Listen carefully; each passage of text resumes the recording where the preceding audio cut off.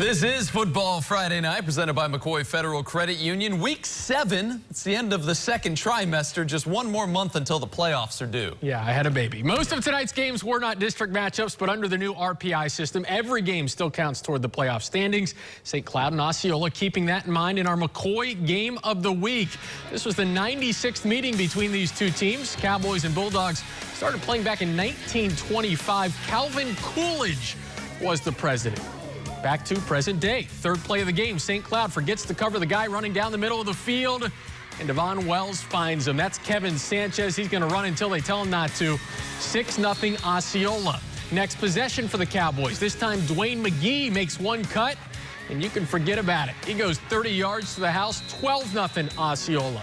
And they just kept going. This time from 33 out, Rashawn Dudley, proud of his figure, showing off the midriff and showing off the speed. He visits the happy place. Not so happy for Brian Smart. 3.5 minutes in, it's 20-0 Osceola. Still in the first. Wells starts left, runs into a little traffic, takes the exit for Osceola Parkway. And oh yeah, all sorts of room there. Green lights all the way down inside the 5. They would score a few plays later. It was 33-0 at halftime. After a field goal in the third for Osceola, Cowboys got back to touchdowning in the fourth. Isaiah Jean-Baptiste gets all the way down to the 1. He wanted the TD. They'd get it eventually as Osceola pitches a shutout against their longtime rival. Shane Whitehead got to see it all and afterwards hung out with the winning coach. So the 96th meeting between these two schools goes to Osceola. The Cowboys continued their dominance in this series. They've now won 21 of the last 23 meetings with tonight's 43-0 win. I thought we played pretty efficient tonight. We were appreciative the kids get off to a fast start. We did a great job of doing that tonight. Offense great in the first quarter. You had some long touchdowns. Yeah, we did. We had game plan pretty well there for the first couple series and took advantage of that and made a couple big plays. How have you guys dominated this series? You just won your 21st out of 23. Great coaching staff and a bunch of great football players. Your kids want the bragging rights. They certainly earned them tonight. Absolutely. And like I said, this game still means, even though we're spread out now with 8 high schools in this county, this game still means something to our kids. You got your 101st win as Cowboys head coach tonight. How have you done that? Just like I said a minute ago, I had some great coaching staffs, like great assistant coaches over the years and great football players. With win number 101, Coach Nichols' team improves to 5-1. The Bulldogs fall to 5-1. At Osceola High School, Shane Whitehead, football, Friday night on 9. Apopka's opponents were probably hoping the departure of Rick Darlington would also mean the demise of the program for at least a year or two, maybe. But so far, Jeff Rolson has had no trouble maintaining the Blue Darter standard. At 4-0, Apopka traveling to Camping World Stadium to face the 4-1 Jones Tigers, though. Fans voted this one the game of the week. Former Tiger Raymond Cutts, now a UCF freshman, back on the Tigers sideline. And the second play from scrimmage, Jones wasting no time setting the tone, and that tone was, oh my. Mendez Jean-Baptiste with the acrobatic catch puts the Tigers in APK territory. Few plays later, Tyson Robbins, quick out to Dakari Allen Johnson, and that, my friends, is a touchdown. I have the replay to prove it. But the ref called him out at the 1, and that would matter because the Darters get the stop on first, second, third, and fourth down. Big stop for the defense there. Skip ahead a couple drives for Jones, though, and they're getting airborne again. 2 defenders on Jean-Baptiste this time, and he does not care. Tigers at the 39. Let's go to the second quarter now. Same drive, they hand it to Avarius Sparrow, but this touchdown also belongs to Antoine Wells. Huge block by big number 79. Jones takes a 7-0 lead. Ensuing drive for Apopka. We know Jones didn't get their vaccines because they were catching everything. Dominic Hill snags that interception. 3-star defensive back committed to South Carolina. He's going to run this one back, not to the end zone, but to the 40. A few plays later, bird watchers get a good look at an aggressive sparrow in its natural habitat, the end zone. Avarius Sparrow, second touchdown of the night, makes it 14-0. Apopka fumbles on their next possession, then watch this catch. Robbins to Jaquay Williams, a one-handed grab around the defender. 21-0 Jones. But just when you thought the Tigers would run away with this one, right before the half, Jaquan Lohman goes to Jalen Williams, 6'7", and he can run. Puts APK in the end zone, but still down 21-6 at the half, and Jones goes on to win it 21-12. Lake Nona, another team averaging more than 40 points per game, traveling to Winter Park. Wildcats leading the league in tallest homecoming court. No score in the first quarter, so we go to the second. Casey Case hits Dakota Mitchell on the slant. Wildcats grab the lead 7-0. Next drive for Winter Park. Case on the money to Kevin Bird, but Manny Stokes is there to collect the taxes. Jerry and McLean falls on it for the Lions. Next time Winter Park has the ball, Mitchell from midfield overthrows his receiver. Joey Cochran is there for the easy INT. He's going to get a nice little return out of this one, but once again, Lions unable to do anything with that turnover. So Wildcats get the ball back again, and this time, Case throwing rainbows to Marcus Clark. He wins the 82-yard dash to the end zone, and Winter Park runs away with it 35-0. Well, Dr. Phillips seemed to figure a few things out last week. After averaging 16 points in their first 5 games, the Panthers popped off for 42 against Windermere. Replicating that performance would be a little tougher tonight, though. That's because DP was on the road at Wekiva. Mustangs only giving up 12 points per game to teams not named Edgewater. Well, they had already given up 21 when we showed up. At Jamon Coleman gets Wekiva on the board with the 1-yard touchdown dash. So maybe we got a ball game, or maybe we don't. On third down, Isaiah Givens the ball to Jaquez Jones, and he will do the rest. That's a 52-yard touchdown, and DP's back in front by 21. Then in the fourth, how about a little icing on that Panther cake? Amir Johnson had 1 carry on the night, and it was one heck of a carry. 48-yard touchdown to seal the deal. Talk about a statement win. Dr. Phillips blows out Wekiva 35-7. Now, the world record speed for a horse is 55 miles per hour, so a Mustang would make it from Wekiva to Lake Brantley in about 6.5 minutes, assuming the rest of the horses hadn't left work yet. Lake Brantley and Seminole spent years fighting over the same district title. The FHSA split them up, so this one just for fun. And you know who was having fun? Touchdown Timmy. Timmy McLean gets it to O'Shea Baker, the touchdown maker. Usually a good thing when you got 2 guys with touchdown in their nickname. A little later in the first, touchdown Timmy spreading the wealth. Drops a dime to Zach Taylor, 14-0 Seminole after the first. So in the second, Patriots mount a little charge. Travis Lesko. Tell you what, I wouldn't want to tackle him. He gets in there, but Seminole too good on this night. They improved to 6-0 with the 42-20 win. The first RPI rankings will be released this Tuesday. With 4 weeks to go in the season, we will have some idea what teams will have to do to make the playoffs. At 4-1, Oviedo is headed in the right direction, but Lake Mary already knows they have some work to do, at least coming into tonight. Rams just 2-3 entering this evening, trying to bounce back from a 1-point loss to West Orange last week. Second quarter, dangerous play for Rocco Underwood. Comes down hard on the artificial turf. Looked like he might be out for the game, but Lake Mary punts, and the next time they get the ball, Underwood is back in the game. Gunnar Smith hits him for an 85-yard touchdown. I'm not a doctor, but I think he's okay. Lake Mary in front 24-13. Next drive for Oviedo, though, they give it to the barista. Keontae Coffey gets to midfield and lays a nasty stiff arm, breaks away for another 25 yards. How about a nice little big hit at the end just for fun? Pops up from that as well. A couple plays later, Jaden Machulis swings it out to Coffey, and he finishes what he started.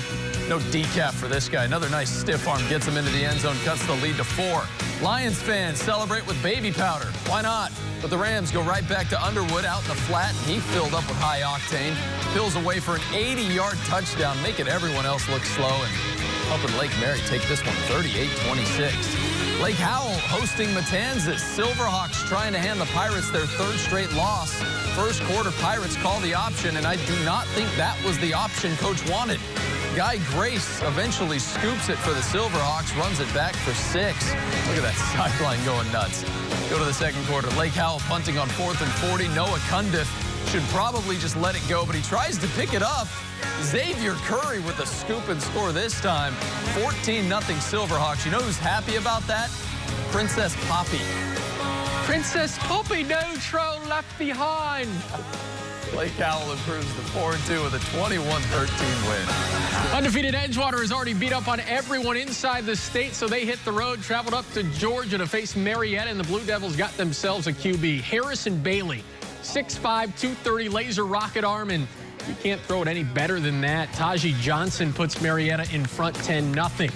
Eagles got a pretty good quarterback of their own. Check out Canaan's Cannon. Canaan Mobley with a 66-yard bomb to Tommy Hill. Edgewater Pulls to within 3, but Marietta came right back. Bailey another strike, this time to Ricky White. White's committed to Michigan State. Bailey's going to Tennessee. It's a D1 factory up there in Georgia, and they hand the Eagles their first loss of the season.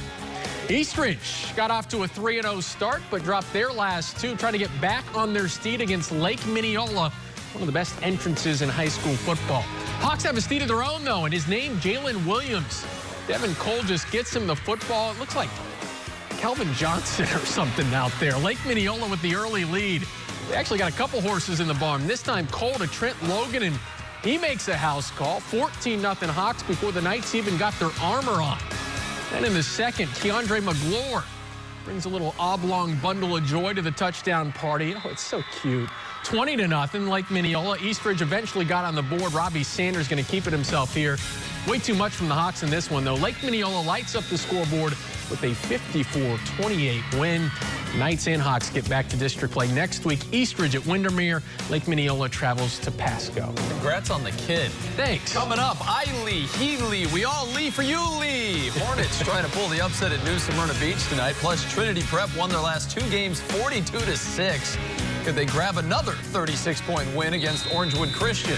Joe had the calculator out in Masters Academy and OCP. 2 undefeated teams enter, one of them going home with a loss because those are the rules. We'll get to all that, but first, round 1 of tonight's Battle of the Band. They're orange and black with a stack of great tracks ready to blow your mind with an ear attack. Spruce Creek, a musical treat at the end of your work week.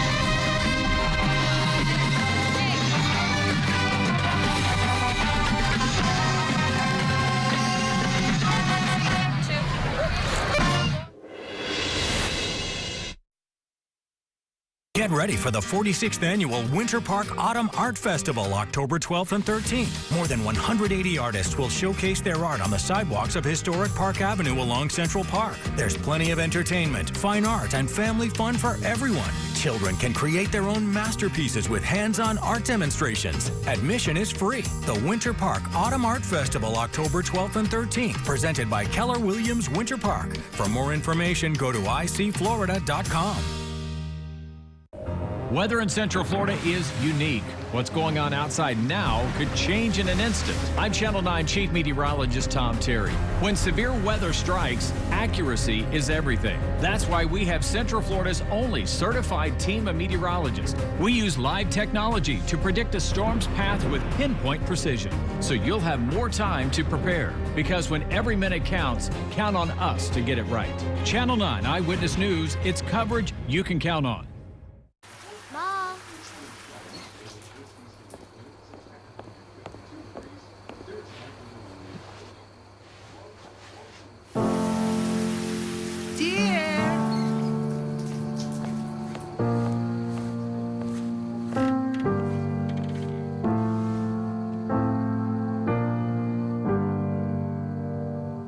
Visit aarp.org/caregiving for information on how to provide even better care for the person who wants to care of you. Now you can get Channel 9 Eyewitness News updates on your Amazon Echo device. How cool is this? You ask a question, Alexa, what's in the news today? And it gives you an answer. Here's your flash briefing from WFTV in Orlando. Good morning, everyone. I'm Channel 9's Jamie Holmes. Today, the union's representing. To get news updates, open the Alexa app on your phone, search WFTV under Skills, then enable the flash briefing. Every game New Smyrna Beach has played this year has been a blowout. The Barracudas have been on the wrong end of 2 of those performances, but have only given up 9 points in their other 3 games combined. New Smyrna looking for a little more consistency, hosting Yulee tonight. Pick this one up second quarter, a few yards out. That's Antonio Mascot. Helps the Cudas extend their lead 21-7. Then in the third, it's Mascot again. A Barracuda can reach speeds of up to 35 miles per hour. I'm not sure he's running that fast, but definitely not slow, and they would reward the man that got him there, Mascot, with another trip to the end zone. Makes it 31-10, and they take it by a final of 31-17. Trinity Prep looking for a 3-game win streak, but Orangewood more than happy to get in the way. Pick this one up second half. Rams already up 21-3 when Andrew Anson shows off his hands. 20-yard catch sets up this. Kadarius Roberts caps off the drive. 28-3 Orangewood. Ensuing possession for Trinity Prep, though, Luke Cohn breathes some life into the Saints. Travis Pavel breaks the tackle, gets in there, 28-10. The Rams answer right back. Lawai Mitchell, the catch over the middle. He's going to take it all the way down to the 10. And they go back to Kadarius Roberts, and he goes back to the end zone. Orangewood improves to 4-2 with a 35-17 win. A full-grown Ram can charge up to 40 miles per hour. That's why their credit is so bad. You think about that one while we wait for the map to land on Masters Academy. And here we go. We're at Masters Academy. Update from the Sunshine State Conference. 5-0 Masters going head-to-head with 4-0 Orlando Christian Prep. First quarter, Ty Portman rolling out, slings it to Yusuf Lee, picks up 50 yards. Down to the OCP 40, leads to a Masters field goal. It's 3-0. Then in the second, OCP with the ball. Jeremiah Sanderson hits Chance Connor. They chew up 50 yards on that play. From there, it's Sanderson on the sneak. OCP up 6-3 at the half. It got wild in the second half. Our camera had to leave, but luckily our friend Balin Trujillo stuck around, sent us the game-winning play. Masters scores as time expires. They win this one 31-28. Holy Trinity won its first 3 games, but lost the next 3. Tigers trying to get their stripes back against Lake Highland. No score in the second quarter, but Jalen Hudgens and Demetrius Robinson going to change that. Connecting on the 12-yard touchdown pass. 6-zip. 6-zip, Holy Trinity. Same score later in the second. This time it's Hudgens finding Kevin Chandler in the flat. Highlanders take a bad angle getting to him, and they pay for it. Tigers go up 12. And Holy Trinity, holy cow, 42-0. Quick reminder, the FHSAA will release the RPI standings for the first time on Tuesday. Smaller schools, classes 1A through 4A, are split into regions with no districts. The top 8 teams in each region will make the playoffs. You're good at teaching. I am. Well, they calculate the numbers. We're going to go back to the plays that made us say, wow. The precision plays of the week are on the way. Plus, you can't spell scholar athlete without tall shoe heart. 3 things that are helpful in basketball and in life, I guess. Hopefully that'll make sense when we get to the story. Not making any promises. Time for another entry in this week's Battle of the Bands. They wear gold and black, but their music isn't whack. It's the Eastridge Knights.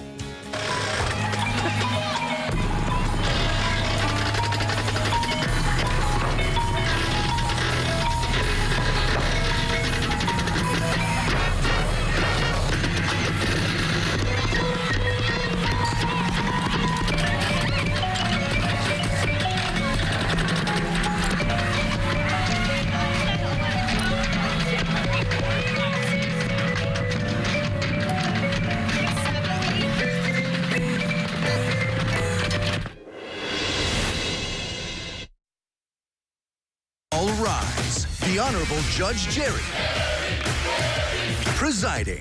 They said if I did a good job, I could keep the road. The king of daytime is trading in his microphone. You can't go around lying. For a gavel with real people. She's a hater. She irresponsible. You want to keep going down the list, so that's good. Real cases. I'm 100% not lying. And the realest judge around. Trust me, I know crazy. Judge Jerry. Weekdays at 3 p.m. on Channel 9. When I was your age, I was just like you, fascinated by stars.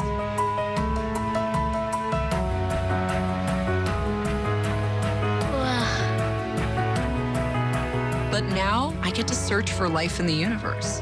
And who knows? Maybe life is looking for us, too. So we're like aliens to them? Yeah. Does anyone want to be a scientist now? I do. Awesome. We need more girls in STEM. Maybe we can find aliens. Power 95.3. So good for you. Yeah. Orlando's new #1 for all the hits. It's a moment when I show up, God, I'm saying wow. 100 bands in my pocket, it's on. Power 95.3. Custom designed for Orlando. I got it.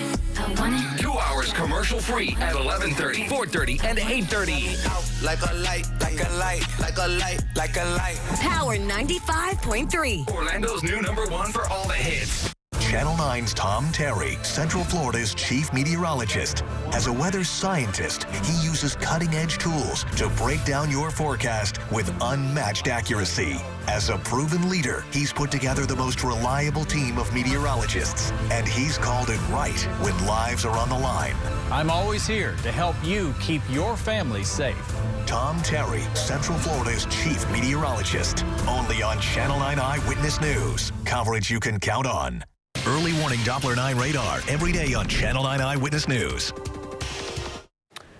Welcome back. It's a well-known fact that competition breeds success. Yeah, and after all that breeding, the best teams give birth to what we call the Precision Plays of the Week. Flagler Palm Coast produced the winner from last week. Bulldogs running back Chris Parks gets the handoff and doesn't need any other directions. Blasting free for an 82-yard touchdown. That helped the Bulldogs get off to a 5-0 start on the season. Congrats to him. Take a look at this week's plays. Number 2 here. It could have been an interception for Apopka, but Jaquay Williams makes a one-handed catch, falling into the end zone for the touchdown. We're all out of order. 2 first, now play number 1. One of several great catches by the Jones Tigers in this one. All right, take a look at, well, whatever we're doing here. Play number 2. There's a gift from Winter Park quarterback Casey Case, exactly where it needed to be for Marcus Clark. And when it's timed like that, the defense has no chance. An 82-yard touchdown that'll make everyone's grandparents proud. Sorry, I haven't had much sleep. We're in order. 1, 2, then 3. Play number 3 from our game of the week. Plenty of touchdowns to choose from in this one, at least from the Cowboys. We'll go with Devon Wells' long touchdown to Kevin Sanchez. Osceola once again looks like a force to be reckoned with. There's a reason we are not the Scholar Athletes of the Week. It's tough to stand out in a school with 3,000 kids, but sometimes it's just as difficult to get noticed from a small school. But that's where Shane Whitehead found this week's Scholar Athlete of the Week. This week's Scholar Athlete is a two-sport star at Family Christian Academy. Senior Kobe Grandstaff was an all-conference first team of the last 2 seasons in soccer and basketball. He also led the basketball team to the Florida Christian Conference State Championship. Kobe is a National Honor Society student with a 3.4 GPA, which places him 5th in his class. Academics are a big thing. I always say academics come first before sports. So I got to hit the books hard before going in and hitting the gym hard. Basketball or soccer? What's your first love there? Basketball has always been my first love. Ever since I was 5 years old, my dad put a basketball in my hand. And ever since that, I just wanted to work hard and give the game all I got. Natural leader on the floor, on and off the court. He's been very active in his church, doing multiple mission trips, going to Brazil. Tell me about these trips to Brazil. I've been going to Brazil for 7 years now. We run a free sports and arts camp down for the community at a small school there, about 500 kids. What's that like, the international travel and helping people? It's a really cool thing. It's something I always love and enjoy doing. What I'm proud about is not only is he a great person on the court, but when you look at what he's done off the court with the mission trips to Brazil, you know, he has such an outreach and love for God and helping others. Kobe's goal is to play basketball in college. A few schools have shown interest. He plans to study religion or sports management. Kobe Grandstaff, our Scholar Athlete of the Week. We really want to meet more of the great students in Central Florida, but we need your help. Please go to the high school football page at WFTV. Submit an application, please. WFTV.com. We'll announce a new winner each week, and that takes us back to the Battle of the Bands. They're green and gold and a wonder to behold. It's Lake Minneola Hawks.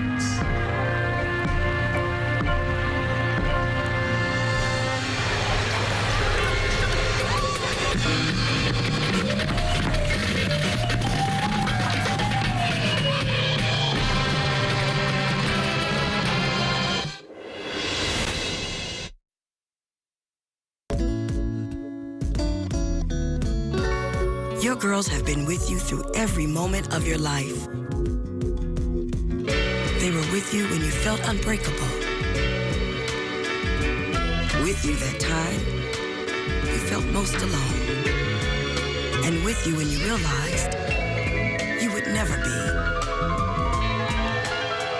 They were with you when you shared your love with the world. And with you when she became your world. Your girls have never left you. They're still with you right now.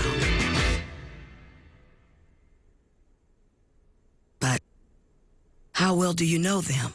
You don't know mine. Knowing your breasts can save your life.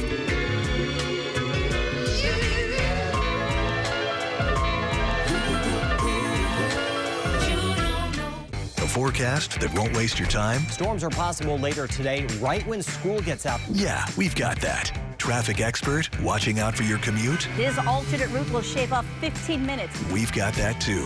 With weather and traffic every 10 minutes, Channel 9 Eyewitness News puts in the work so you don't have to. Lots of sunshine this morning. From clear to severe, Brian and Raquel have you covered. Channel 9 Eyewitness News this morning.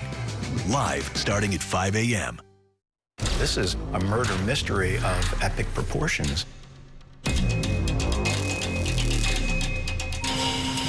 You get this picture of a jealous guy, thinks she's got a lover, and bang, she's dead. What possessed you to do that? Could this be a murder for hire? When you've got something that was this bad, somebody's got to pay. Dateline. Weeknights at 9 on TV 27. ESPN 580 is your home to Miami Dolphins football in Orlando. Don't miss a single play. Listen to all of the games live on ESPN 580 Orlando. Welcome back. It wasn't only a football Friday night for the high school teams in the area. UCF also in action tonight. Yeah, they had a big one at Cincinnati. Knights, though, came up a little short, falling 27-24 to the Bearcats, and they lose out on that inside track to the AAC championship game. That's going to do it for us. Have a great weekend, everybody.